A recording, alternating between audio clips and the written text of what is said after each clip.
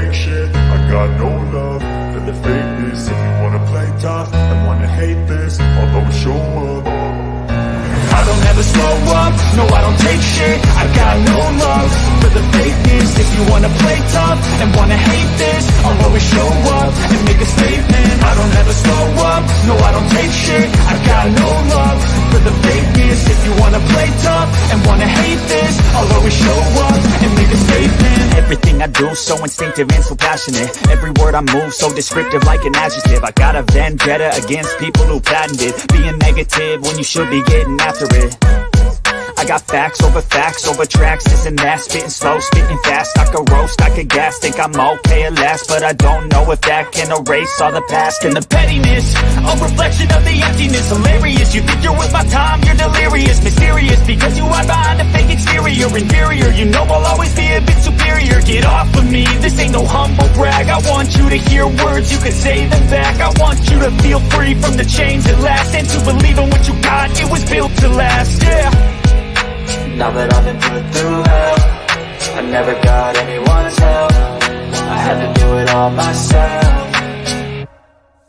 I don't ever slow up, no I don't take shit, I got no love for the fakeness. If you wanna play tough and wanna hate this, I'll always show up and make a statement. I don't ever slow up, no I don't take shit, I got no love for the fakeness. If you wanna play tough and wanna hate this, I'll always show up and make a statement. To remember, Saturday, September 21st, the Picture Perfect Event Center, Jackson, Tennessee. Memphis Wrestling Hall of Fame ceremony comes to Jackson for the first time ever. The Rivalry of the Ages presentation to Jerry Lawler and Bill Dundee. Also, Handsome Jimmy Valiant, the Rock and Roll Express, Danny Davis, and tons more. Exclusive meet and greet at 3:30. Event to follow. Go to MemphisWrestlingHallOfFame.com to purchase tickets. Saturday, September 21st, Picture Perfect Event Center, 2310 North Highland, Jackson. A night to remember.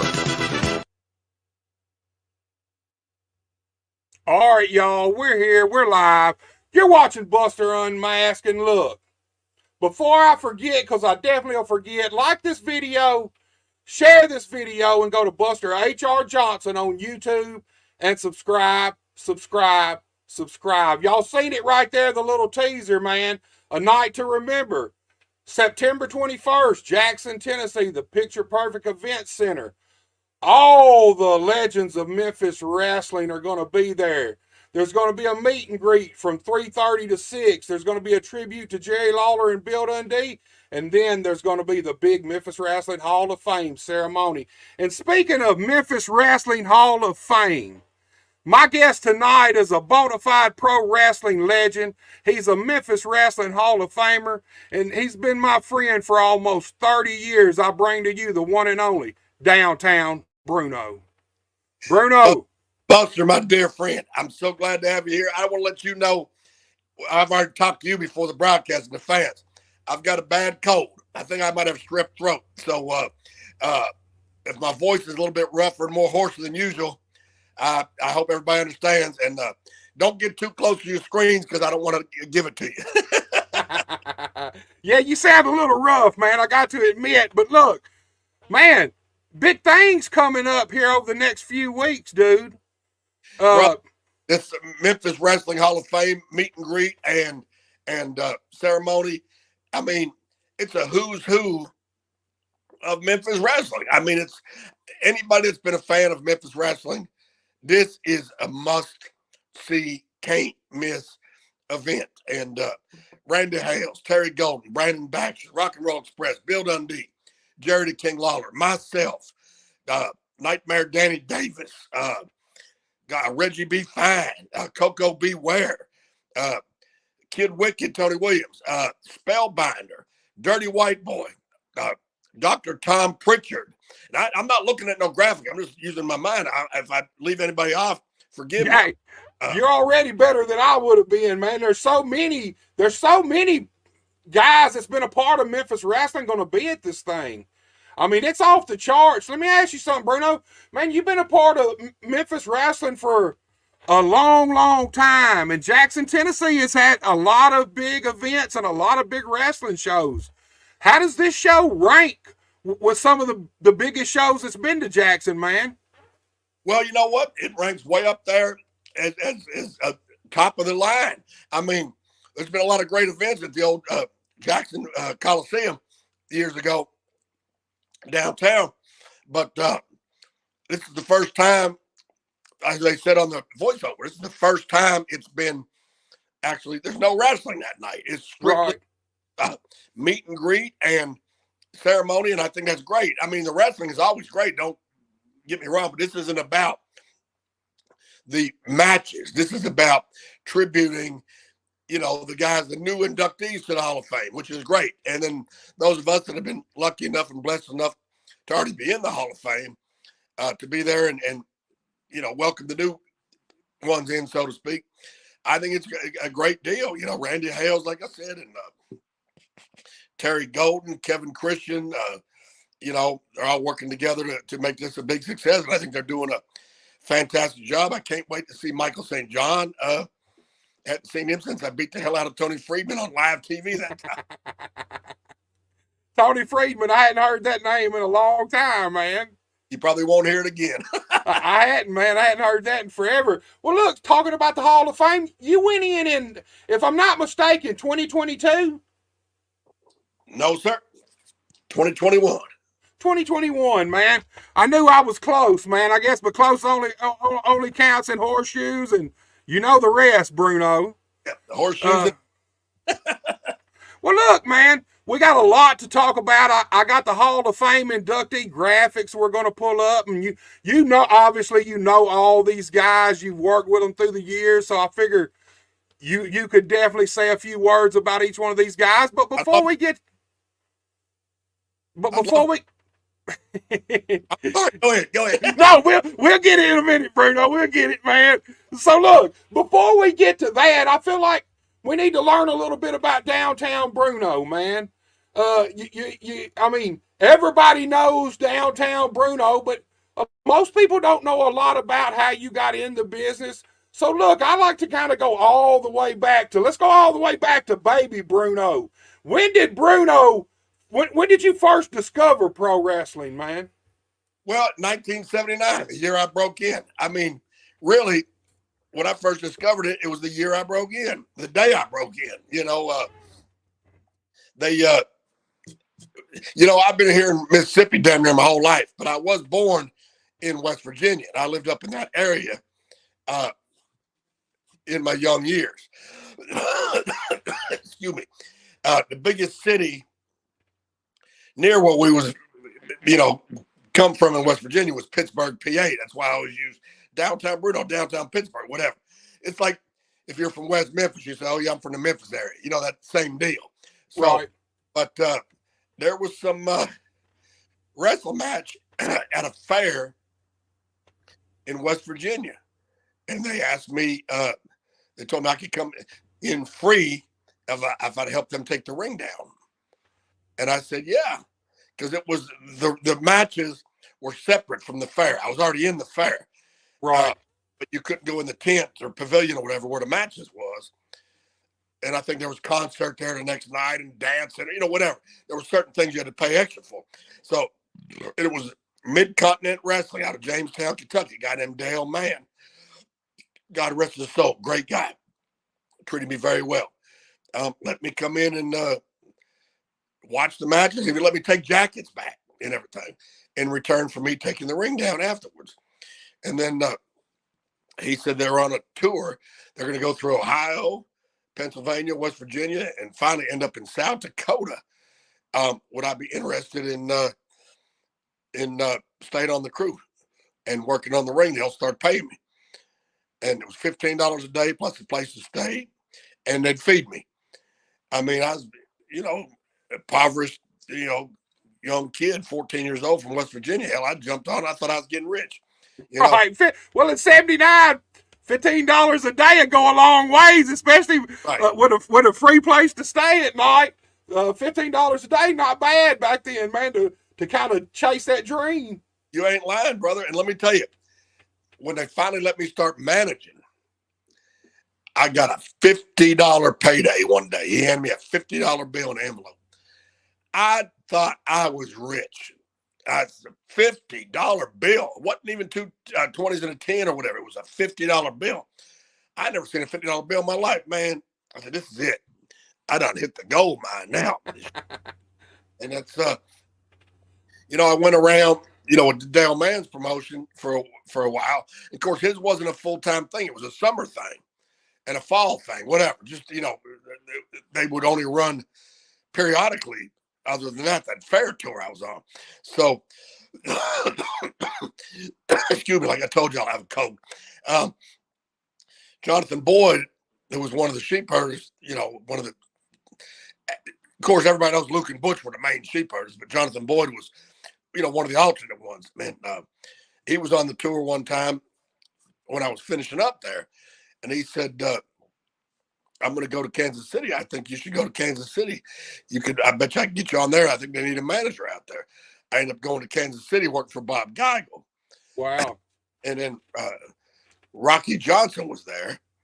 And then, long story short, Rocky booked me in Hawaii. And I mean, Jesus Christ. And I'm flying on an airplane going all the way to Honolulu, Hawaii, And then, this is all in a time frame. It's not like click, click, click, click, click, different things in between. But, you don't want to hear the boring parts, just, how it materialized. So Rocky Johnson brought me to Hawaii. And that's where it all took off from there. So look, man, for a 19-year-old kid breaking into business, were you a fan of wrestling before that, or what, or was it just happenstance, man? You were at the fair, there was wrestling, and just kind of like everything came together perfectly for you. That's what it was. Everything came together. The stars aligned, man. The stars aligned. I always liked wrestling. I went to wrestling a few times, whatever, but nothing, go crazy about. Just like I like music too. I went to different music. I want to, you know what I'm saying? It's just right. But it's just the stars aligned. And when I finally figured out the business, and then when Rocky Johnson gave me my break in Honolulu, that's where I met. Believe it or not, people think me and Lawler knew each other from Memphis. No, me and Lawler met in Honolulu in 1983, 41 years ago. And I managed him. Rocky Johnson was part, boss of the company. Kevin Sullivan, who we just lost, God bless him, was the booker. And Kevin and Rocky had me manage Lawler against the guy that night. And then me and Lawler became close friends ever since then. And then when Jimmy Hart left Memphis to go to WWF, that's when I got the impetus to come to Memphis. And everything took off from there, and just I've made a living in this profession ever since I was 14 years old, 1979. So I had a lot of good teachers and a lot of good people that stood up for me and helped me. And I'll name every one of them before this broadcast is over. My voice holds out, but I owe a lot. Yeah, everybody says, "Oh, you worked hard." Yeah, I did work hard, but you know what? Sometimes you got to have somebody help open the door for you, and then you make sure you stay in the door once you get in. And right. A lot of people helped me along the way. Took a liking to me. Lawler, Rocky Johnson, Jonathan Boyd, Dale Mann, Sid Vicious, who we just lost the other day. Right. Basically, just a lot of people. Akio Sato helped me a lot. Just a lot of people were there for me. And, I feel gratitude to all of them. And Lawler and Rocky Johnson are the ones that got me started in making a living at it. Lawler and Rocky Johnson. Yeah, I want to talk to you about that, Rocky Johnson and Lawler. But right quick, we got Mark McGee with us. He said, "Good evening, Buster in downtown Bruno." What's up, Mark? I'm glad you're joining us, man. Appreciate you tuning in. Vis Vex is with us, and he says, "Rita at Mug says Bruno was the greatest bar back she ever had. My first matches were for Dale Mann in Corbin, Kentucky." Vis Vex, is he high? Wait, say it again. Vis Vex is actually Izzy High from Weed from KAW. Oh, okay. Okay. Yeah. I used to go, it ain't no secret. Years ago, we weren't making a hell of a lot of money during the down times in the Memphis wrestling. And they'd let me bar back up at Mugs on my off nights, which is basically putting beer in the coolers and putting ice in the ice chest. and I get paid $65 a night just to do that, and all the beer I can drink. So that's like what, $150 a night at least sometimes, man. well, back then beers was only $1, but yeah, there you. But yeah, it's a true story, and that's cool that fella remembers. They work for Dale, man. That's great. He said it's good to see what hard work and determination can do, Bruno. Well, God bless it. I appreciate you saying that, my friend. Well, let me ask you this, man. Pro wrestling, man, just getting into it, you go from a kind of a local company touring a little bit to then all of a sudden you're in Hawaii with Rocky Johnson. Then you're with Jerry Lawler. This business can be intimidating. How was it for you going from kind of just touring locally and all of a sudden, boom, like you said, you're on a plane, you're a young kid, probably hadn't really never been nowhere, and now all of a sudden you're headed to Hawaii, you're meeting these. Rocky Johnson at that time was already a star, a superstar. Jerry Lawler already a superstar. Was it intimidating for you? Well, at first a little bit, but I was one of the lucky ones that I adapted to the business real quick, and I knew how to get along with people. I didn't have to put on no airs, nothing. Like Kevin Sullivan was there, who was already a superstar too, and he treated me. Jimmy Snuka was there. Me and him were friends till the day he died, and he treated me great. And I got along, I was good about getting along with everybody because I learned a few things. And I hope any young guy out there is trying to get in the business or trying to make a living at it, trying to get started. There's a couple things when you're trying to get started, like Buster was just asking when I got started. Okay. One thing is when a guy that's been in the business as long as me or anybody, Kevin Sullivan, Lawler, Rocky Johnson, just use them for examples. Kevin and Rocky ain't with us no more. Anybody that's been in the business tells you, well, what you did in the ring was good, but there's something you shouldn't have did, and I'll tell you why. Or there's something you should have did, and I'll tell you why. 2 words none of us ever want to hear. 2 words. Remember this, everybody. Yeah, but. Right. There's no yeah, but. If one of us tells you something, it's okay to say, okay, well, why is that? That's how you learn. Well, here's why.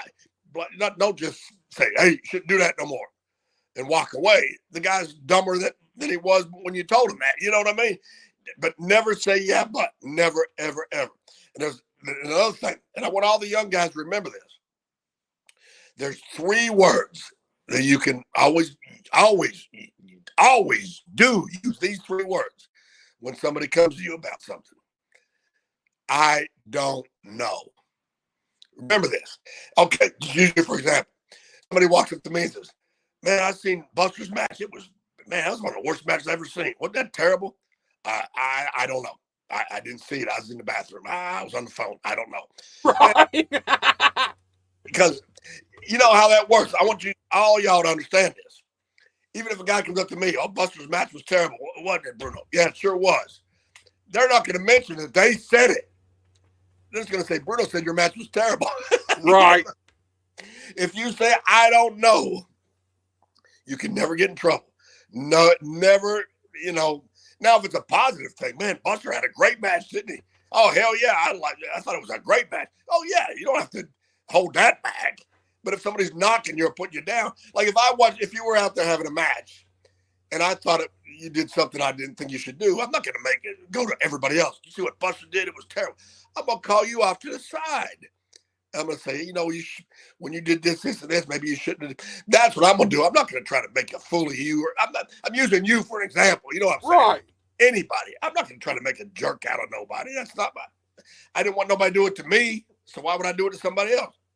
And you talk about the no guy been in the business, been a veteran in the business wants to hear that. Yeah, but, and here's the thing, man, you make a bad impression with people in the wrestling business. Sometimes that never goes away. It's really hard. It's really hard when somebody gets a negative opinion of you, or you even shine a negative light on yourself in the wrestling business like that. It's hard to recover. You got to work 10 times harder to try to get back to even with that same person there. And depending on who it is, it's the wrestling business. It could shut down a lot of opportunities that may have eventually come somewhere down the line. You're 100% right. I'm not going to sit here and say I never pissed nobody off in all my time in the business. I'm sure I have. I didn't do it intentionally, but it probably just happened. That's just how life is. But I don't go around treating nobody like crap. I can guarantee you nobody's going to say I treat him like crap. Nobody. And if I ever did something to piss somebody off, they probably deserved it. Like, I'm not even going to mention no names. There's one guy in Nashville years ago that wouldn't sell something that needed to be sold. So I made him sell. You know, and I'm not no big, tough Bruiser Brody guy or whatever, but I made him sell. In other words, I stiffed him real good. And Hickerson was right behind me on it. You know, and I'm sorry, you know, that it had to happen, but that if the boy would have sold, that wouldn't have happened. You know, things like that. But I don't go out trying to hurt nobody. But he was, by him not selling that loaded boot that me and Hickerson were doing, guess what? He was taking money out of my pocket. Right. Oh, and I got to have that to buy this and to buy this and to have this phone that I'm talking to you on and this house that I'm sitting in that I own because of wrestling. So if somebody tries to take money out of my pocket, they're taking away my beer, my wings, my groceries, my utilities, and my house. So that's the one thing. He didn't just butt me. He just no-sold me. Well, we don't do that. Right, and here's the thing. I don't think that's as common now. Not the no-selling, I'm sure that's common, but what I call that's kind of an attitude check in the ring. Back in the day, even when I broke in, and I broke in 92. So it sounds like forever ago, but it ain't 1979 for damn sure. But sometimes that's how you teach people, and that's how wrestlers learn in the ring sometimes. Sometimes you can't just tell them something and they get it. Sometimes when you're in there and they do something like that, somebody's got to give them a little attitude check and let them know, hey, if you ain't going to sell, we're going to make sure you do. And most guys come right along with it. Once that happens, a little light bulb clicks off in their head, and it's like, oh, I get it now. Yeah, and that's true. The guy that I've seen do that to more people than anybody was Phil Hickerson, believe me. I've seen Hickerson do it. I've seen Akio Sato do it. I've seen Tojo do it. Certain guys you don't fool with. You know, I've seen Scott Steiner do it. And I'm going to tell you, that's one sumbitch you don't want to mess with, Scott Steiner. I'm going to tell you, he's a great guy, good friend of mine. By God, don't get on the wrong side of him. Right. You don't want one of them suplexes, that's for damn sure. Well, even worse than that, you don't want one of those chicken wings or one of those whatever, different kind of holds. Trust me when I tell you, I've seen him almost kill Gary Young in Murfreesboro, Tennessee. Almost kill him. I mean, literally, I was refereeing the match. I said, man, you're going to kill him. He goes, so what? I said, come on. And he let him go. But trust me, he could have killed him. So let me ask you this, Bruno. I thought that when you came here, I thought you were in Continental before Memphis, but you actually were in Memphis before Continental? Right. Okay. So talk to me about coming from Honolulu to Memphis, because, I mean, look, here's the thing. You kind of slid right in. You kind of took the void that Jimmy Hart had left. It is exactly what you did, and it worked, and it stuck, man. I mean, you've been here ever since. So what was it about Memphis that you fell in love with, man? Well, I mean, this is the territory I grew up watching. You know, I didn't grow up watching WWF or whatever. When I was at West Virginia, Memphis wrestling came on. My grandmama was from Hernando, Mississippi, Miss Sarah, and I would come down some summer times and watch Memphis wrestling. So it was always Memphis wrestling was the major league to me, always. Right. And that was the big deal. And being on Memphis TV was the biggest deal in the world to me. You know, and to me, that was the big time. And it was, you know, at that time, it's something that'll never be recaptured. I was proud to be a part of it. It'd be nice to be a part of something on the ground floor. The problem is I got rolling, all the territories were still rolling. There was plenty of places to work, but little by little, the territories started being usurped by WWF.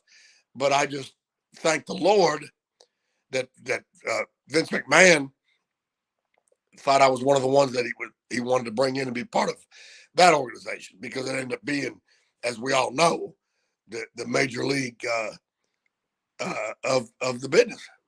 Right. Look, William Beans with us. He said, when are you coming back to EPW? I'm going to be in the EPW event at the Alcorn County Fair in Corinth, Mississippi on September 20th.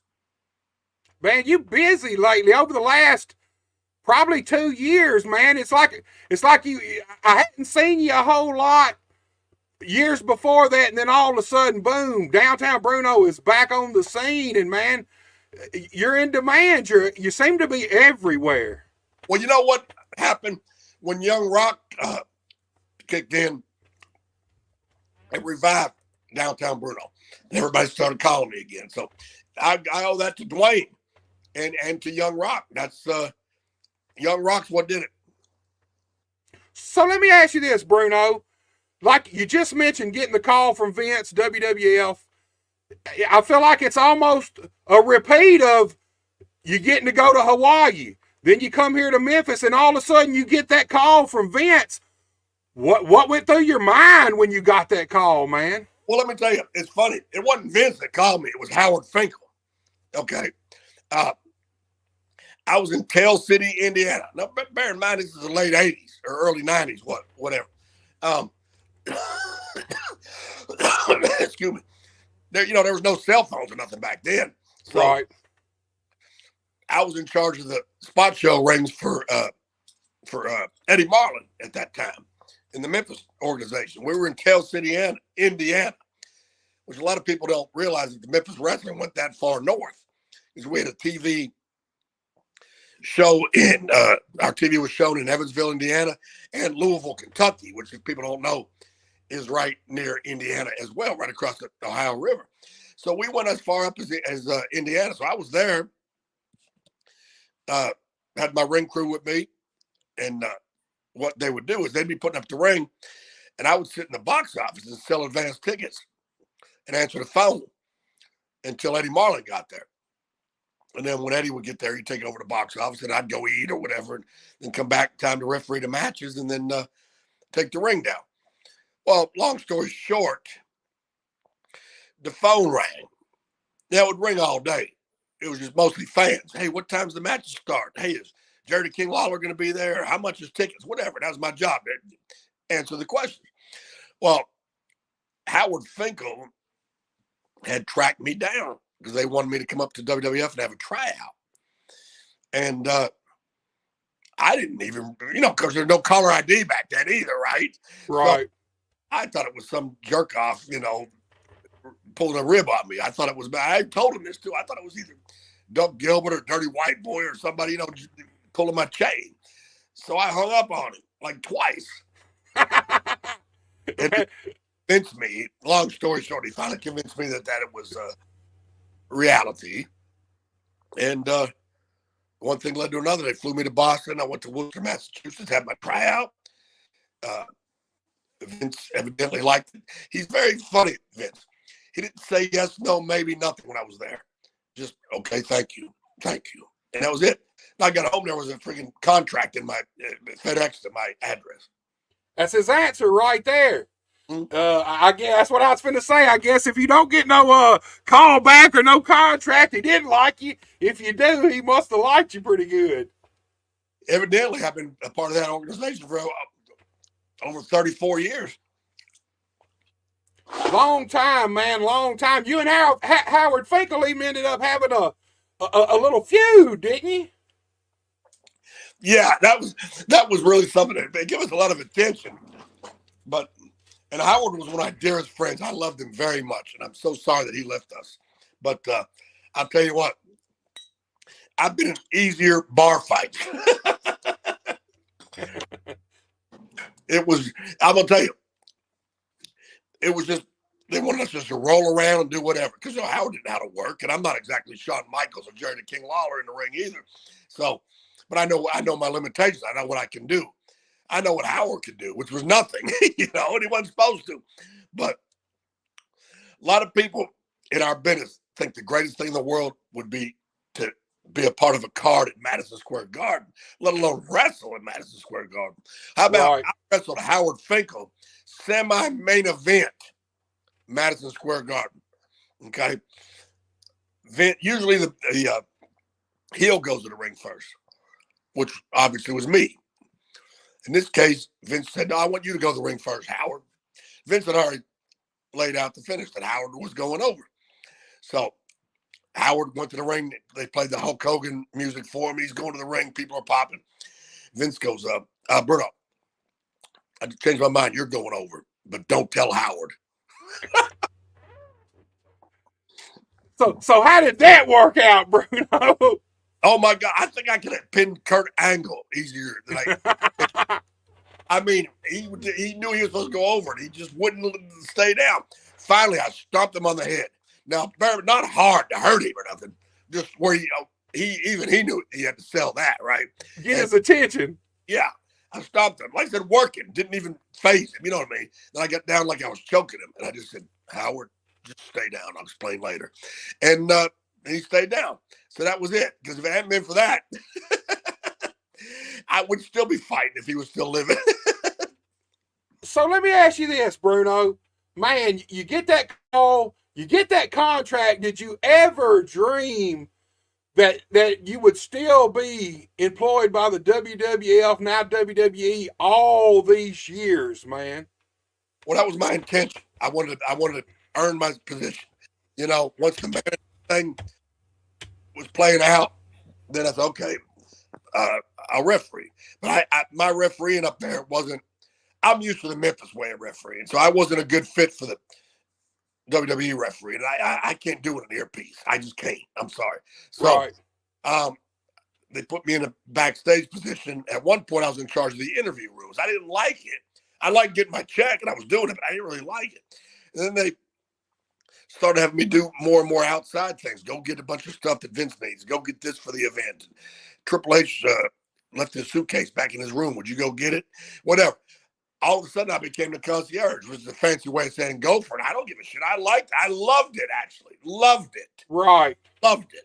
So my dear friend, Brooklyn Brawler, ended up taking over my interview room position, which is great because it helped him continue to be a part of the organization once his ring career was, over like mine. So, I feel like I earned every nickel that passed through my hand. So, I mean, I wasn't just one. I don't like to disparage nobody. I'll just say this real quick, and I won't expound on it, but I'm not Brutus Beefcake. I want to earn my position. I got you. So, I feel like you've done every job there is to do in the wrestling business. Like you just said, go for, but I feel like here's the thing about the wrestling business, man, the more you know about it, every aspect of it, the better your opportunities and your chances of actually making it in this business are. And I feel like you've kind of done a little bit of everything. Like you said, you started out setting up rings, selling tickets, and I feel like you've done a little bit of everything. Is there anything in the wrestling business that you haven't done? Yeah, I've never promoted a town or promoted, and I'll never do that because if I want to gamble, I'll go to Tunica. Right. You ain't far from it, so. Right. But I'm going to tell you, the funny thing is, and I said this every time I made a speech, I says, a lot of guys start off in the business, as a gopher and running errands and doing and taking jackets or whatever, and end up working their way to be a main event manager. I went the opposite route. Went from main event manager to gopher, huh? And I loved every minute of it. Well, here's the thing, though. I'm assuming that check got way bigger for being a WWF gopher than it was for main event and everywhere else. Well, yeah, WWF. Now, when I was main event or semi-main event manager in WWF, don't you kid yourself. I was always taken care of. The worst they ever give me is the best I ever had. And that's right. But I was taken good care of in Memphis territory. I was taken taken care of in Continental in Alabama too. And, I mean, I'd never starved. I always made a good living. I've seen some guys starve, but I never did. I had people that took care of me. So look, Bruno, I got one more question for you, and then we're gonna start running down some of the upcoming events and running down this Hall of Fame. Like I said, man, you've worked with or around damn near everybody in the wrestling business over the past 40 years. I'm gonna put you on the spot, man. Who's your favorite guy you ever worked with, or girl? Who's your favorite person to ever work with in the wrestling business?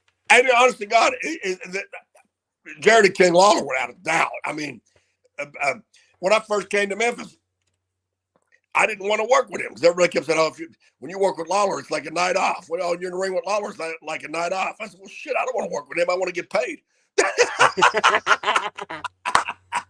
But no, seriously, yeah. Lawler is just tremendous in the ring. I love working with him. Now, as far as managing, I always loved managing Phil Hickerson in the Memphis days. Me and Phil had to always, we could just look at each other, know what each other was thinking about. He wanted me to trip a guy, or I wanted him to draw the referee, whatever. Me and Hickerson had almost like a ESP between each other, whatever. So, just talking about the Memphis days, that's my main guys. Alabama, I love working with Robert Fuller, Jimmy Golden. Louisiana, I like working with Mike Davis, RPM Mike Davis. Right. Of course, I worked with him in Memphis and Alabama too. But Louisiana, me and him traveled together and worked together. I enjoyed that. And of course, obviously Sid, Giant Gonzalez, different, my WWE counterparts. I can't say enough good about some of them. You heard that too, some of them. But yeah, and I'll say this before we get into the Hall of Fame thing. I want to make sure everybody knows this. There's several great organizations here in the Memphis Mid-South area that I work with. One of them is Bluff City Wrestling, which anybody can go on YouTube and find Bluff City Wrestling, where a lot of people don't know. Our good friend here, my host here tonight, Buster Johnson, and myself, and pretty boy Calvin. Pretty Calvin, that's what we call him. Yeah, Pretty Calvin. We're the voice. I don't know. I don't have much of one tonight, but we're the voice of Bluff City Wrestling. It's a great organization. We got, like I said, Calvin and Buster and myself, and we've got the Bullwhip, and we've got Mick Vicious, and we've got, the King Superstar. You can't not mention Johnny Dotson. Yeah, Johnny Dotson, the King Superstar, and DJ Brown. Yes, DJ Brown, and the Masked Marauder, and we got a great Bluff City Wrestling is really tremendous, and I'm really proud and happy to be a part of that. And I encourage everybody to tune into that. And also, I Pro Wrestling Mid-South out of Dyersburg, Tennessee, Golden Boy Greg Anthony, the Real Foot Saint, Brandon Ray, Blaze Ray, Game Time James Elliott, Tyler B. Jordan, myself. I'm the senior official up there. That's another organization I strongly encourage everybody to tune into, and also Bluff City or Pro Wrestling Mid-South. If you see the marquee somewhere where you can get to, come see us live. I think you'd really enjoy the events. They're both excellent wrestling events. Yeah, Dyersburg Pro Wrestling Mid-South is every Saturday night in Dyersburg at the Herb Welch Arena. And Bluff City actually will be at the Cooper Young Festival this Saturday with Committed to Wrestling. So if you're out doing something, weather permits, go out and check out Bluff City at the Cooper Young Festival. You'll see some great wrestling. Bullwhip will be there. Danny B. Jr. will more than likely be there. Obviously, the King Superstar, Johnny Dotson, will be there. Good live wrestling. Like I said, Committed to Wrestling. They're going to have some guys there. I don't know exactly what's going on. I don't know what these two companies are going to do, but you never know. If you want to find out, you got to be there. It's as simple as that. Cooper Young this Saturday. Yeah, I encourage everybody to be there. And now, I believe it starts at 5 p.m., if I'm not mistaken. I think so. Yeah.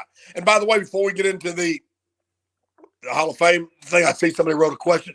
How great was Giant Gonzalez on a personal level? He was a super guy. We got along very well. I really liked him. I hate that he left us so early in life. I mean, he wasn't even 50 yet when he passed on. Very, very nice guy. He was just cursed with that giantism or whatever the medical term is, and it just it impedes your life. It impinges on your life, and he was severely diabetic and just he had a lot of issues, and I hate that he passed away because I really, really have nothing but good things to say about Giant Gonzalez. Yeah, he came in to WCW he was a former basketball player, right? He got hurt. He hurt his knees, and so then they decided, well, we'll transfer him over into wrestling. And man, in WCW, he was elegante there, but when he got to WWF and they put Giant Gonzalez on him, people can say what they want about him. Man, him and the Undertaker was a match everybody wanted to see at the time when it happened, man. Yeah, everybody but Undertaker. Right. That's another guy, Bruno, before we get into this. Man, started out in Texas, came through Memphis. It's like everybody who's ever been anybody in wrestling has almost had to come through Memphis, Tennessee before they hit the big time. I'd say 75 to 80% of the guys that hit the big time back in the territory days came through Memphis. Now, some just worked the Carolinas or Minneapolis or Louisiana, whatever. But the vast majority of the guys that hit the top, rung of the ladder in WWF came through Memphis or were from Memphis, one or the other. That's very true. Very true. So look, Bruno, I got a graphic. We're going to jump ahead so we can do this first before we get into the Hall of Fame. But October 12th in Kennett, Missouri, American Hostile Championship Wrestling's got a huge, probably the biggest wrestling event that's been to Kennett in, what do you think, Bruno, 20, 25 years probably at least? At least. Let me pull I'll be part of that too. I'll be there. Let me get this pulled up so we can see the graphic and show it to everybody. And it's October 12th. Where's it going to be, Bruno? At the American Legion? Correct. And American Hostile is one of the very best wrestling companies. I'll be there too. I'll be doing commentary for this show. But man, American Hostile is really, really turning the heat up in Missouri, man. Those guys are great guys. They treat me like gold. Super guys. That's going to be a big, great event. And as you can see on that graphic, there's a lot of us Memphis, old timers, veterans, whatever you want to call us, on there. And I'm fired up about it. Yeah, Mark Manley, he's the owner and promoter of American Hostile. I love working for Mark Manley, one of the very best promoters around our area. I don't think that's any question. No, he's a great guy, and I can't wait to get back up there. Last time I worked for American Hostile was in Haytime, Missouri, a year or so ago. We had an outdoor show at the football stadium. Football field. Yeah. Oh, yeah, you and me did a short. A little bullshitting with Buster. We did about 15 minutes or so. Yeah, it was great. So look, it's time, man. We know, not this Saturday, but next Saturday, Jackson, Tennessee, the Picture Perfect Event Center. It's a night to remember. Going to be a huge night. And here's something I meant to ask you when we first mentioned this. We talked about that there's not going to be any matches. Let me ask you something, Bruno, because you've been doing a lot of these. Man, sometimes now I feel like people are almost more interested in these fan fest events than the actual matches, the wrestling matches sometimes. What's your thoughts on that? Well, yeah, on a deal like this, I agree. And here's the thing, and this is not by any means, any way, shape, form, or fashion, me putting down or being negative or disparaging any of these young up and coming wrestlers. Please, I want everybody to understand that. If it's a regular wrestling event and your young, talent, your young crew is going to wrestle, that's great. But, I'll participate, be a special referee, help the guys out. Let's get out there and have a great event. But when it's a deal like this, when it's a bunch of us mainstays that people grew up watching, they're not interested in seeing the young guys. It's a separate event. It's a nostalgia thing. It's a tribute thing. They're just strictly there to meet. I'm not saying me like I'm the greatest guy in the world, people of my era, let's just say, and once again, I hope everybody understands I'm not by any means taking away from some of these great young guys, great young talent in the area and all over the country. But just on the same token, if they're having a regular just wrestling show, maybe people ain't there to see me and some of these other older guys. So it's just a matter of what the event is. And this event is for the older guys, not for the up and coming guys. Right. Look, Bruno, I got these graphics, and look, they're not in any sort of order, so I'm just going to pull them up. I know you probably worked with every one of these guys, I'm sure. So I figure you're a good person to say a few words about each one of these guys. The first one up, none other than Dr. Tom Pritchard, man. Oh, man, me and him go back forever. We were in Alabama together, Continental, when him and Dirty White Boy were having a huge feud in the Continental territory. And I've known Tom probably 40 years, and he's a great guy, one of the best mechanics ever inside the ring.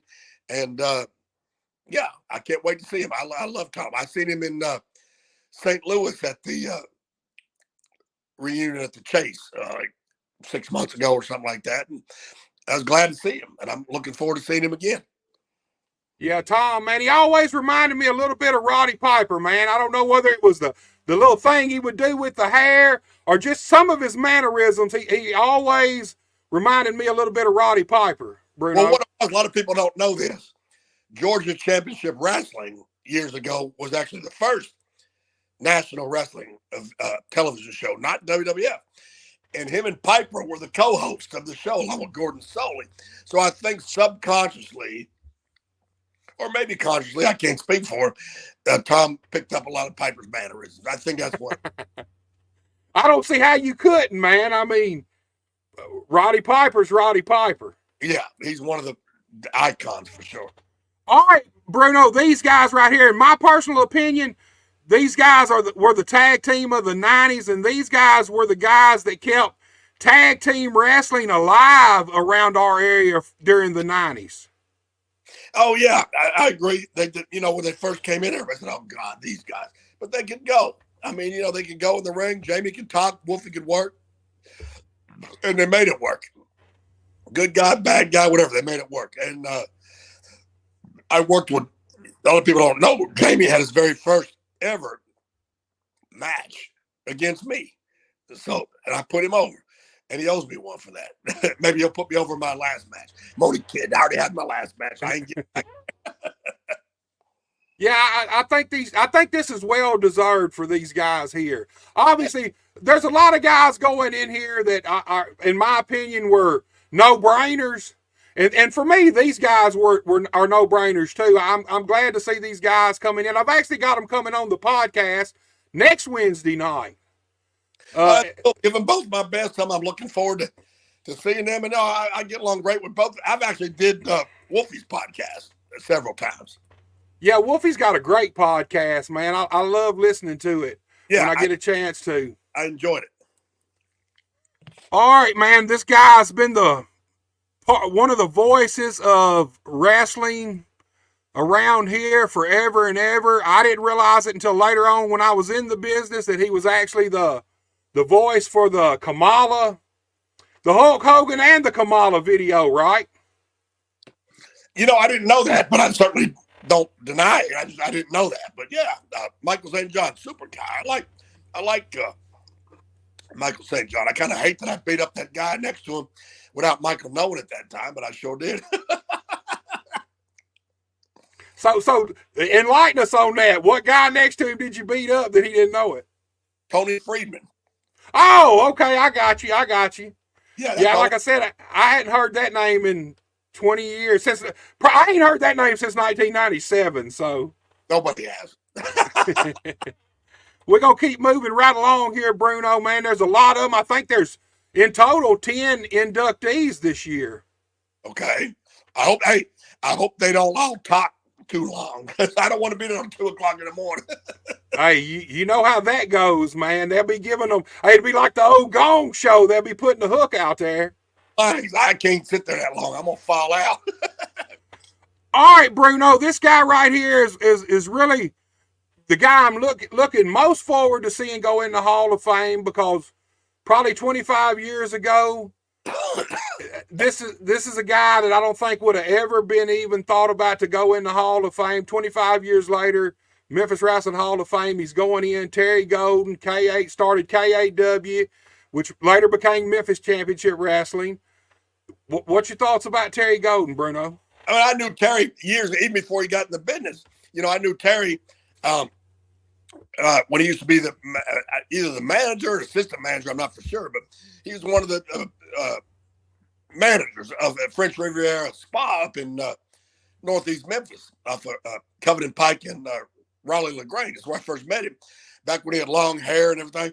And me and him always got along good. I always liked Terry, always from day one. We were buddies. Me and him and Ken Raper used to hang out together sometimes. And I'm looking forward to seeing Terry. And I hadn't seen him in many, many years. Last time I seen him was when Memphis Championship Wrestling, as you said, it took over after KAW, was involved with the WWEF at the time. And right. I seen him when he came to Cleveland, Ohio one night. He was up there and we were hanging out together. That's probably the last time I seen him. So it'd be great to see him. That's one guy I have nothing but complimentary things to say about. Yeah, you know, it's funny you mentioned him managing the French Riviera. I was living with my brother in Germantown, and I want to say it's probably 1987. I was probably, might have been 1988. I was probably about 14 years old.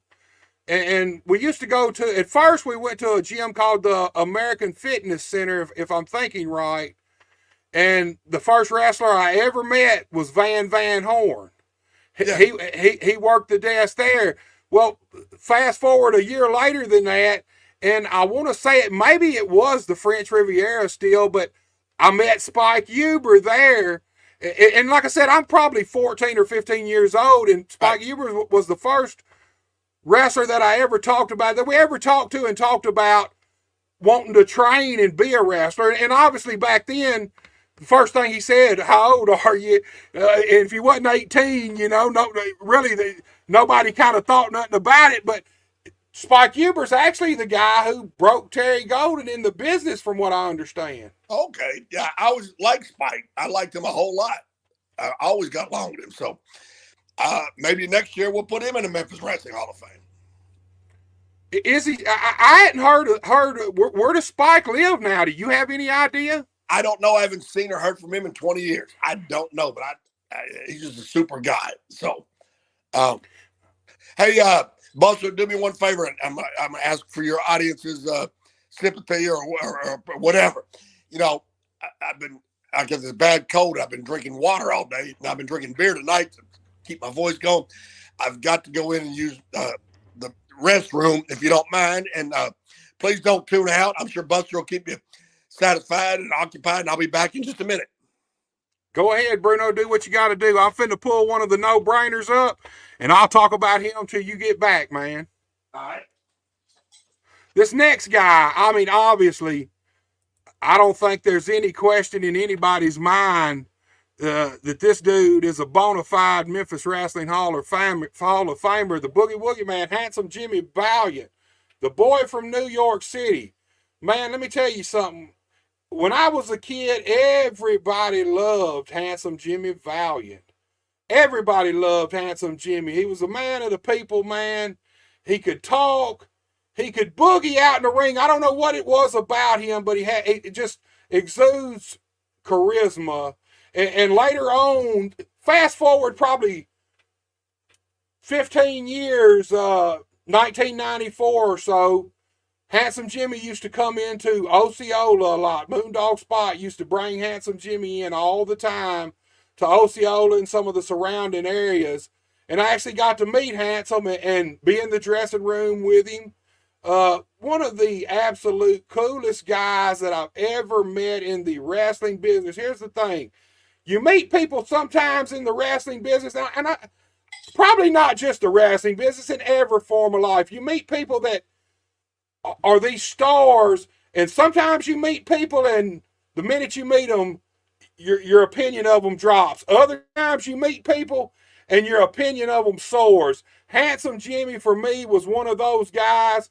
Man, meeting Handsome Jimmy is the most coolest, humble guy you ever wanted to talk to, and it's one of those guys, man, after meeting him, I mean, my opinion really couldn't get no higher of him, Bruno. But Well, after I'm back, everybody, I'm back. And let me tell you, you're right. He's a great guy. And of course, everything, I could hear you the whole time. Everything you said is accurate. And one thing I want a lot of the younger viewers or listeners to go on your YouTube or whatever, look up years ago when Handsome Jimmy was a bad guy. A lot of people don't remember the bad guy, Handsome Jimmy. He was a devious, mean, rotten, no good heel. You know, he was as much as he's loved as the Boogie Woogie Man and dancing and shaking his legs and all that, man, what a heel.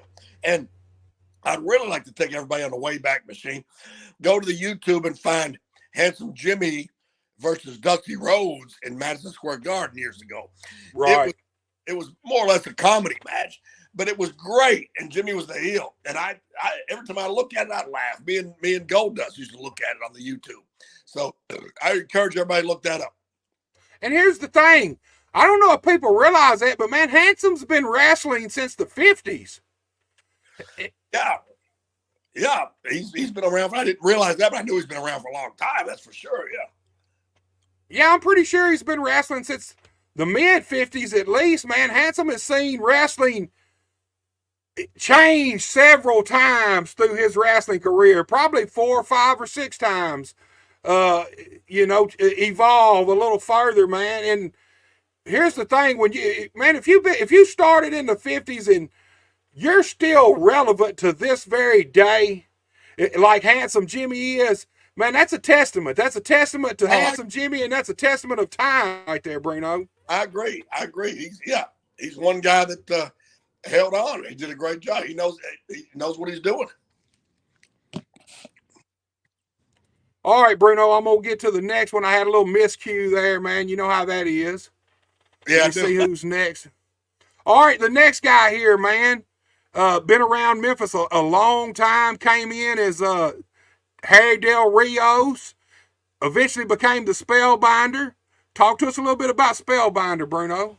Oh, he's just a super guy. He's from up New York, and he came down and just really did a good job. I mean, he looks the part. He's a smart guy. He's a really nice guy. He's in shape, obviously. Just a really cool guy. And I've worked with him numerous times, not wrestled him, but you know what I mean? Worked with him as far as managing or refereeing his matches or whatever. Just a really, really fantastic guy. And he was a mainstay in, USWA and Power Pro. So, yeah, there's no doubt in my mind he should not be a member of the Hall of Fame. And I'm proud for him. Yeah, he's one of those guys. Like I said, he came in. I want to say Burt Prentice was his manager when he came in as Harry Del Rios.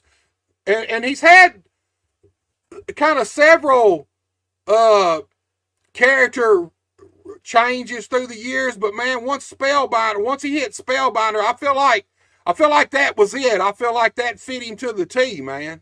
I agree. He did a great job. Yeah, they called him, what was it? Was it Slash, I think? Or was that Wolfie? That was Wolfie. I think they called him Shock or something at one time. Obviously, that gimmick didn't pop because we both don't even remember it, but. Right. But, yeah, Spellbinder was. I'm very surprised that he didn't end up going to the main roster in the WWF. I really am. I don't know why. Yeah, man. Especially at that time, man. And I thought that was. I really thought that man, his gimmick was perfect for WWF at that time, man. I was the same way, man. I thought, man, he's going to be something there. He's going to make it there.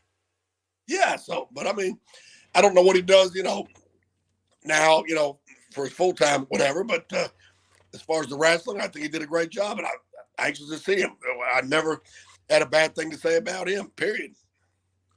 Bruno, one of the probably the very best pro wrestlers ever in the history of pro wrestling in the world, trained some of the biggest stars that the WWF, WWE has ever seen. Nightmare Danny Davis, man. I know you know this guy well. Talk to us a little bit about Danny. Yeah, when Sid was just breaking into business, and I was managing Sid as Lord Humongous in Continental back in the mid-'80s, they had Sid work with Danny Davis every night. So basically, Sid was getting on-the-job training, and they put him with Danny Davis. Sometimes Sid would work with Bob Armstrong, which is another great guy to learn from. But most of the time, it was Danny Davis because they knew he could lead Sid and teach him how to work the gimmick. And, he was very green at the time. That, God bless him, if Sid was still around, he would say the same thing, that Danny really helped more or less train him as he went. So, yeah, Danny and me went way back, and great guy. I love Danny. I went up and worked for him a couple times in OVW when he still had, when he was still the guy in charge of it. Right. Man, awesome in the ring, man. I like going through YouTube. He's a guy that like Bill Dundee. Here's the thing. If you kind of grew up on Bill Dundee, like from the 90s on, I was lucky enough. I've been watching wrestling as long as I can remember, since the late 70s. So I got to see a lot of Bill Dundee when he was younger. But now you go on YouTube and you find these matches of Bill Dundee and Danny Davis. Man, I just seen a match on YouTube from the early 80s of Danny Davis in Japan. Man, these are guys who could, they not only could wrestle in the ring, but they could work. It was like a perfect marriage of athleticism and being able to work. Both guys, two of the very best ever in the wrestling ring, in my opinion. Right. Oh, yeah. I have no argument with you there. That's for sure. And honestly, Bruno, he's a guy just like Handsome Jimmy. I figured he was already in. Both these guys are no-brainers. And it kind of surprised me, him and Handsome both, because I just assumed they were both already in. And these guys coming up here, I assumed they were in. I mean, what can you say about the Rock and Roll Express, man? These guys are probably the best babyface tag team maybe in history of wrestling. Oh, no, I never heard of them. No, I'm going to No, yeah, oh my God, yeah. And I haven't seen Robert. I've seen Robert in St. Louis a few months ago at that deal I was telling you about. I've seen Ricky in Jonesboro recently at the deal we did in Jonesboro. Two of my best friends in the business, two great guys. I mean, put aside their talent and their ability to draw money and make money for the promoter they're working for, the organization, whatever. Great guys. As talent, a lot of times, well, yeah, they're great in the ring, but they're assholes or whatever. Not these guys. They're super guys and super talented and super good in the ring. So, I mean, A1. I mean, 5 stars out of 5 for these guys. Yes, and they can still go to this day. And if I'm not mistaken, both of these guys they have a lineage in wrestling. Obviously, Paul Morton, Ricky Morton's dad. Robert Gibson had a brother who wrestled, Ricky Gibson. Right. Was their father a wrestler? That I don't know. I don't think so, because I would have probably heard it, but don't quote me. I could be wrong. But I know that Ricky Morton's son is a really great kid that I met and worked with when I met him in Jonesboro. And then I met him somewhere else too after that. Great kid. Got the whole world ahead of him. Yeah, he looks like a modern, to me, he looks like a modern version of Ricky Morton himself, man. I agree. And a very nice, respectful kid. I got nothing but good things to say about him too. I mean, as you can tell, I'm the type of person that doesn't want to talk bad about nobody, but I'm not going to talk good about somebody if I don't agree with it. I might just say, I don't know. Like I told you earlier, you know. Right. I don't know. Them 3 words, Bruno. Some of the best advice, the best advice ever is just say, I don't know. Yeah. But as far as this goes, I'm not bullshitting anybody. Everything I've said about everybody that you've mentioned, I'm very sincere with what I said. All right, Bruno, this guy here, Sir Mo, him and Mabel showed up in, I want to say, 1993 as the Harlem Knights in Memphis, Right. Tennessee. Talk to me about Sir Mo here. Let me tell you something. I have nothing but good things to say about either one of them. Mabel, God bless his soul. Me and Nelson was his real name. Me and Nelson got along great guy. And let's face it, in the team, the attraction was Mabel because of his huge giant-like size. Right. But in reality, Mo was the solid, believable, hard-ass worker in the ring. And he was. Everything he did was solid, and it was just on point. So I'm sure he'll dedicate his, I ain't speaking for him, but I'm sure he'll dedicate his award or whatnot to Nelson, you know, Mabel. But either way, Sir Mo is just solid as a rock in the ring. And I mean that. So more power to him.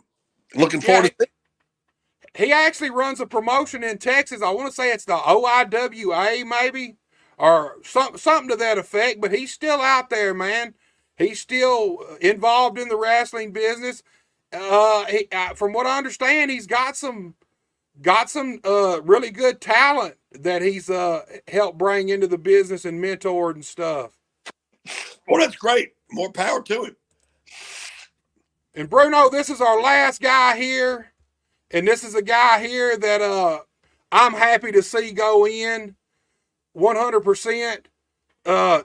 Dirty White Boy, Tony Anthony, man. Talk to me about Tony Anthony a little bit, Bruno. Yeah, you know, I was with him in Alabama, you know, Continental. And then I managed him off and on in the Memphis territory in USWA. I managed actually him and Doug Gilbert when they were the USWA Tag Team Champions. And we talk occasionally, good friends, just a super guy, tremendous talent in the ring, nicest guy in the world. And, man, y'all come down and meet him and, you know, get your picture made with him or whatever, and you won't regret it. He's just a solid guy in our profession. And I never had one crossword with him in the probably 40 years we knew each other. Right. For people who don't know, he was one of the grapplers with Lynn Denton. I had Lynn on a couple of weeks ago.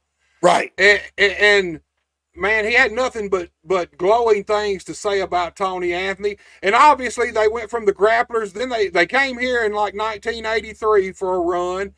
They left. When they came back, they were the Dirty White Boys. Right.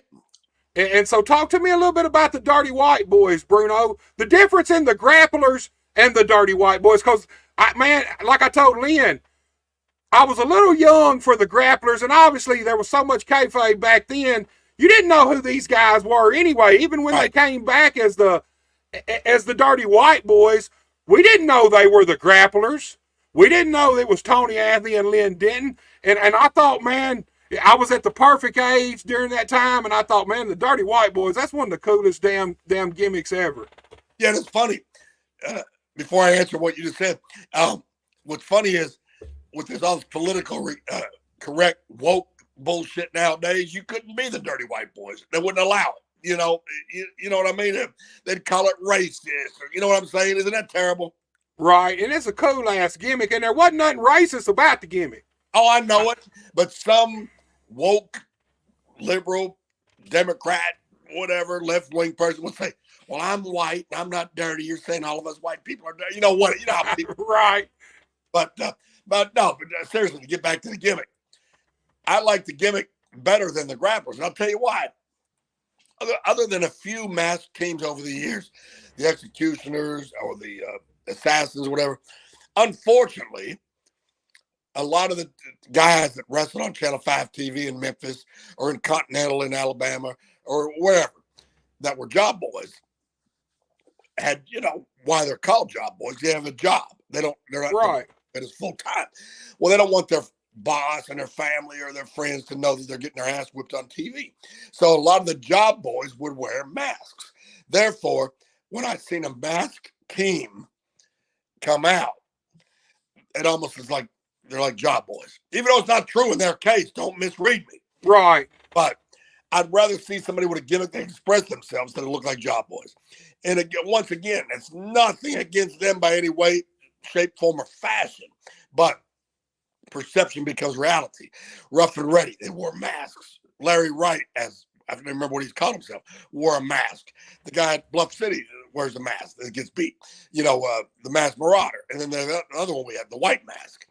Because, a lot of these guys have jobs, and especially back in our day when all the job boys had jobs, So, I'd rather see somebody with their face and their gimmick for that reason. So, yes, I like the Dirty White Boys better than the Grapplers. And again, I can't stress it enough. Nothing against those guys or the gimmick, just perception. Yeah, and Memphis has been full of, through the years, there's been so many different masked tag teams, different versions of masked tag teams. I'm kind of like that too. Let me ask you something. A hot button word in this woke environment we live in. Job boys. Now you say that, you get a lot of heat. Like I said, I broke in '92, and job boy was the relative term. That's just what it was. I was a job boy on USWA. It's just as simple as that. What's your thoughts about the term job boy? I didn't take it as a disrespect, because there's a lot of guys who turned out to be superstars that started out doing jobs on television when they first broke in the business. Absolutely. It's not an insult. Like I said, the term came from these guys have jobs. They don't do this for a living. And then it morphed into, and then you had one of my dearest friends in the world, Brooklyn Brawler, Steve Lombardi. He was what they call a job boy in WWF for a long time. But of course, he didn't have a regular job. That was his job. He worked for WWF. But the term morphed into it. You know what I mean? But basically, right, where it came from, these guys are not in our profession full time. They have jobs. Therefore, they're job boys. That's all. It wasn't an insult. It wasn't. It was almost like, don't expect these guys to be able to get in there and work as well as Shawn Michaels or something, because this is what they do for a living. They have jobs. Take care of them in the ring. They're here to do us favors. Roddy Piper used to call the guys favor boys. He said, these guys are doing us a favor. Because, let's face it, some of these quote-unquote job boys might have been tough, badass some bitches got to whip your ass. Right. They're doing you a favor because our business is, sports entertainment. I don't use the other word because it's bullshit, but you know what I mean. It's, but I don't see nothing insulting about that term. Job boys. That's where it came from. Well, here's the thing. There's a pecking order in everything, and there's obviously a pecking order in pro wrestling. You got to start at the bottom unless you're something super special, and we might as well say it, he's a good friend of yours, unless you're The Rock. Everybody kind of starts the same way, and they have to work their way through all the different levels to work their way up that ladder, and like I said, unless you're something about you that makes you bigger than life. Ted could have never been a job boy, because look at him. Even the day he broke in, he looked like he could have won Mr. Olympia. You know what I mean? So that's, a guy like him. And it's funny, but The Rock didn't start off on top. And he'll tell you himself, that Rocky Maivia gimmick, it got over like a fart in church. It was just, right. He had to reinvent himself and pivot, and he did. Thank God for him, and thank God for me, because he changed my life in many ways. So, but not to change the subject, but a job guy or enhancement talent or extra or favor boy, whatever you want to call it, it's not an insult. It's not an insult. I hope nobody takes it that way. If you have a regular job and you don't do this for a living, then it's not an insult. So we're gonna start winding it down, Bruno. But before we do, since we're talking about The Rock and this. We started out, you got in the business by getting to help set up the ring. Then you got a shot to go to Hawaii. Then you came to Memphis. Then obviously the WWF called. And then 20 years later, out of nowhere, The Rock, a guy that lived with you when he was a kid, is now the biggest star in the whole world, whether it's movies, TV, or pro wrestling still. And you get that phone call, man, about the young Rock. Can you talk to me a little bit about that, man? That moment for you? Oh my God. I'm happy to talk about it. Let me tell you, this is a true story. Every morning and every afternoon, I take a walk in my neighborhood. There's everybody don't need to give a shit, but I'm just saying there's like a certain walk I can take that's a half a mile. So if I do it twice, it's a mile walk. I do it unless it's pouring down rain or snowing or something. I take that same walk every day twice. I never bring my phone with me. That's my Bruno time. You know what I mean? Nobody can bother me, call me, text me, nothing. I'm just taking my walk. I think, or maybe I pray, whatever. I don't remember what the reason was. I'm not going to sit here and make up an excuse. For some reason, my afternoon walk on one day, I had my phone with me. I don't remember if I was expecting a phone call or if I just forgot to take it off my belt. I don't remember. God works in very strange and wonderful ways. And I'm a very strong Christian, Catholic, God-believing person. So I'm walking down the street and my phone rings and I look at it and it's a number from Miami, Florida. I thought, here we go. Some bitch telling me they're going to pay off my student loans, which I don't have any of because I never went to college, or they're going to give me a home warranty, whatever, right? Right. But being in the wrestling business, I always pick it up. So it might be somebody needing me to do some business. So I answered it like real rude. Hello. Yeah, is this Bruno? Yeah, who wants to know? Calm down, brother. He goes, this is, you don't recognize my voice? And oh my God. I said, oh my God. And that's how it all came. And he said, man, we need to reconnect. It's been a crazy time, long story, but can you be in Atlanta? They were taping Young Rock in Atlanta at the time. Can you be in Atlanta such date?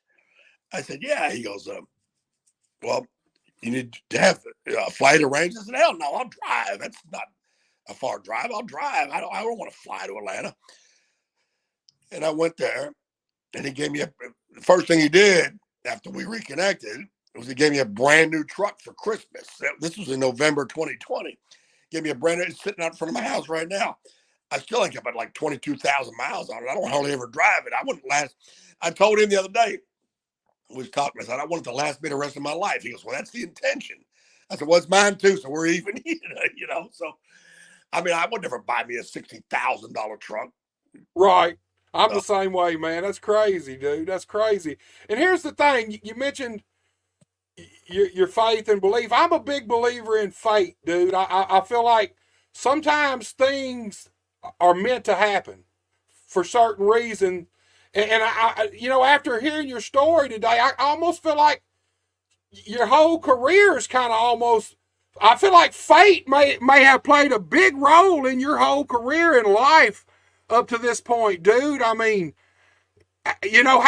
most people don't get in the wrestling business, get to tour a little bit, and then all of a sudden they get to go to Hawaii, then they're in Memphis, and then the WWF, and then by knowing Rocky Johnson, Dwayne, and then Dwayne becomes absolutely the biggest star in the world. And it feels like it kind of all came full circle, Bruno. It does. And it makes me feel great. All that. And, I'll tell you, the thing is, people, like, when I do these other podcasts, like, you and me are close friends, as we've established. But when I do one for a stranger, they'll say, so you let Dwayne live with you? I said, no, we live together. That's what friends do. No let.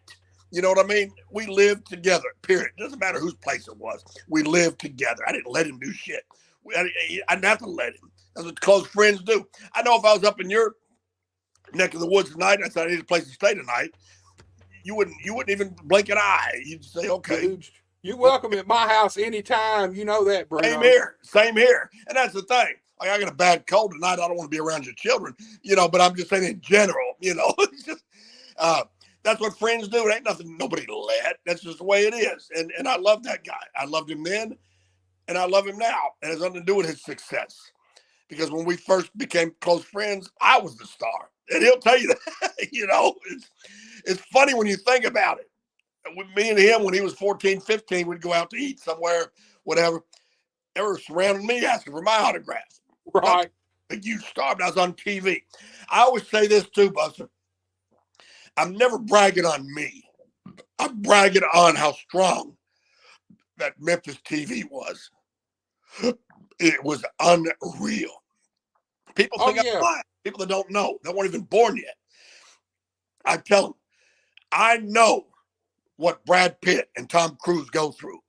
Oh, Bruno, you're full of shit. Who do you think you are? No, bullshit. I know what they go through. Not worldwide like they do. Maybe not on such a scale. Back in the 80s, I couldn't go out and eat nowhere in Memphis. I couldn't walk through the old mall of Memphis.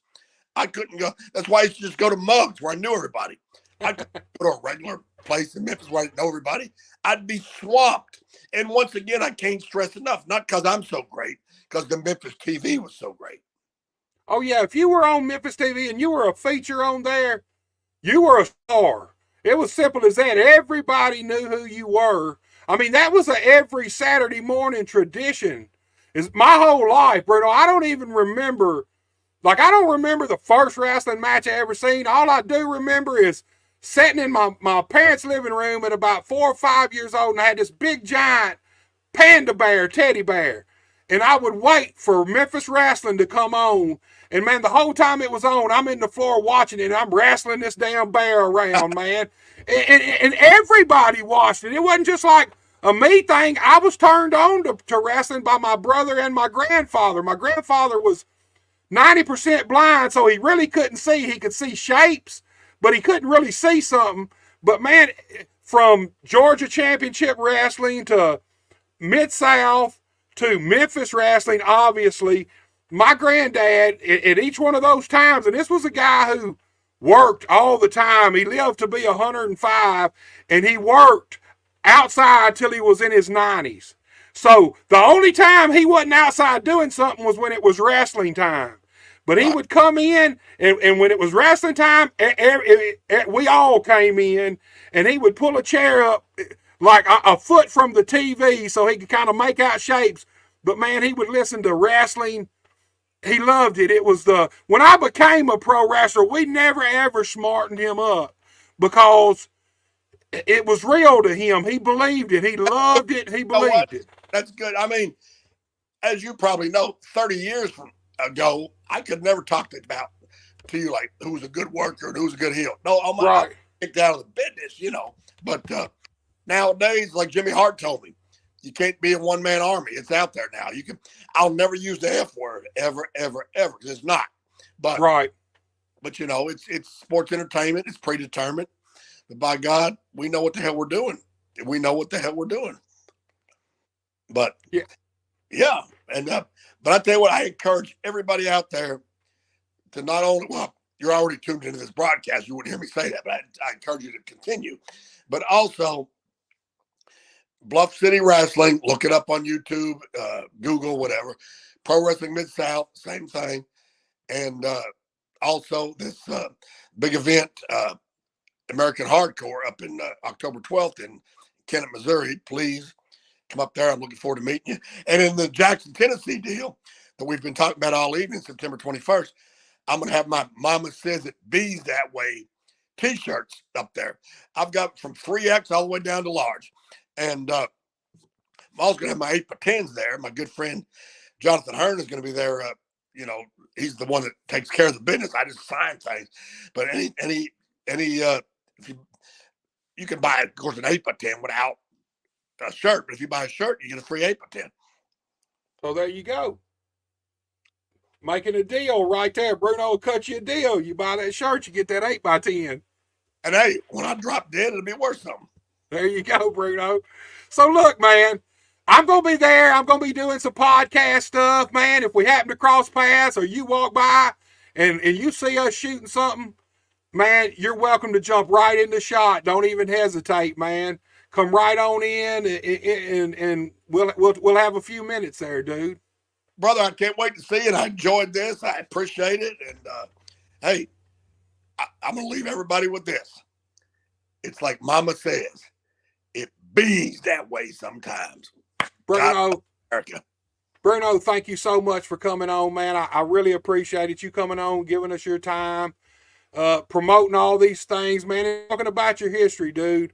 Thank you so much, my friend. Thank you, my friend. Talk to you very soon. Take it easy. Good night. All right, y'all, you seen it right there. The one and only Downtown Bruno got a lot of stuff coming up, man. Like he said, Saturday, September 14th, Cooper Young Festival, Bluff City Wrestling. Pro Wrestling Mid-South every Saturday night in Dyersburg, Tennessee at the Herb Welch Arena. September 21st, Jackson, Tennessee, a night to remember, man. It's going to be an awesome show. Meet and greet starts at 3:30, and then it runs until the Hall of Fame ceremony is over. You do not want to miss that. Come on out. There's going to be a ton of podcasts there, a lot going on, a lot of people, a lot of vendors. Come on out, man. You don't never know. You might even end up on the podcast. And October 12th, American Hostile Championship Wrestling, Kennett, Missouri, the biggest show to hit Kennett, Missouri in a long, long time. The King's going to be there. I think the Rock and Roll Express are going to be there. Bullwhip Ballard will be there. I'm sure the Moonshiners will probably be there. And look, tomorrow night, Dyer, Tennessee, Premier Pro Wrestling, the very best pro wrestling company around West Tennessee. I'll be there on commentary. My man Alan Pounds will be there with me, the best ring announcer in the business. Come on out to Dyer, Tennessee. You'll see one of the very best pro wrestling cards that you're going to see around this area. Look, I want to thank everybody for tuning in. I appreciate everybody who interacted with us. I am back Monday night with the fabulous Chris Rocker, another KAW original. You do not want to miss that. And then Wednesday night, I'm back with PG-13, JC Ice, and Wolfie D, Memphis Wrestling Hall of Fame inductees for 2024. I'll have Todd Moon with me also, the biggest little man in professional wrestling, one of the KAW crews, the KAW Outlaw. All these guys are KAW Outlaws. And I got a special co-host. We're bringing the co-host thing back for a couple of nights. I got a very special co-host, KAW's original hype man, the Penguin.